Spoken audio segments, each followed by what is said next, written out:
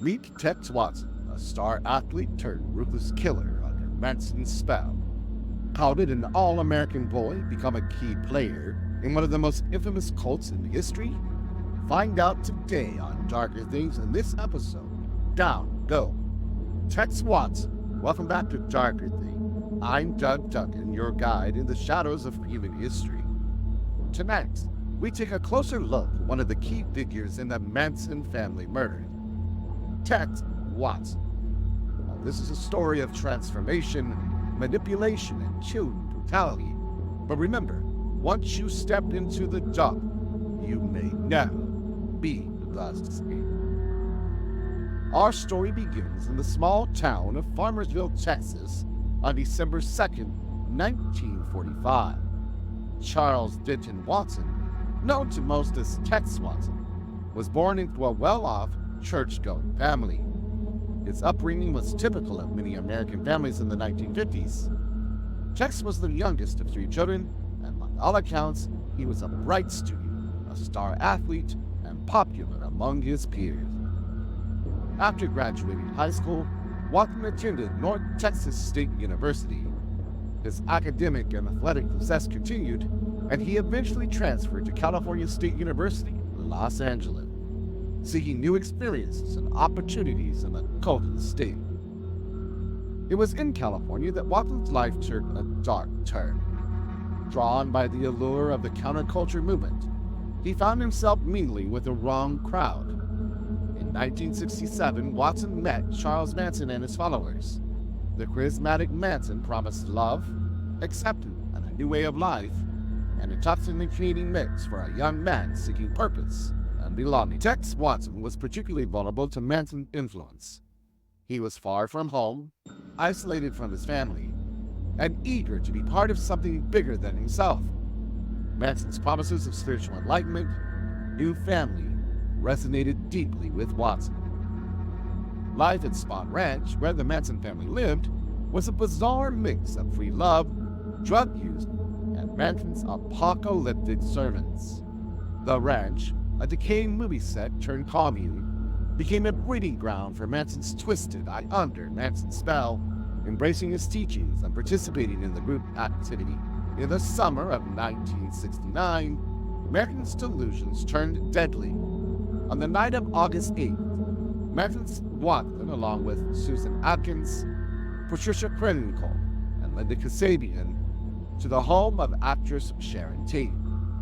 Watson led the attack, brutally murdering Tate, who was 8 months pregnant, and 4 others: Jay Sebring, Abigail Folger, Wojciech Frykowski, and Stephen Parent. The following night, Manson directed Watson, Krennicol, and Leslie Van Houten to the home of Lino and Rosemary LaBianca.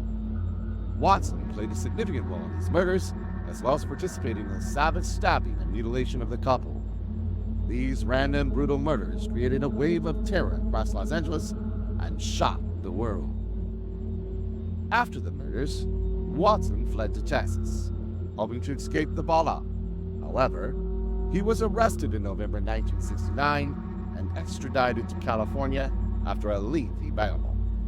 In 1971, he stood trial and was convicted of 7 counts of first-degree murder and 1 count of conspiracy to commit murder.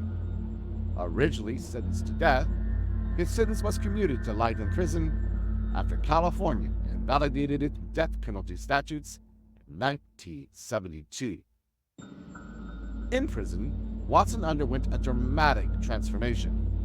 He became a born-again Christian, authored an autobiography titled "Will You Die For Me?" and founded a prison ministry called Abounding Love Ministry. His conversion and subsequent religious activities sparked debate about his rehabilitation.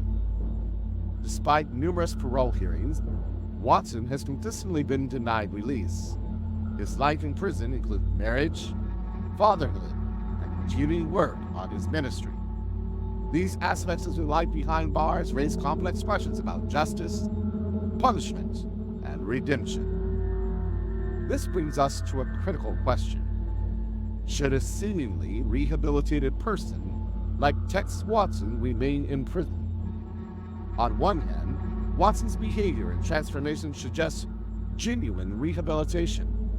On the other, the severity of his crimes and the impact on the victims' families cannot be overlooked.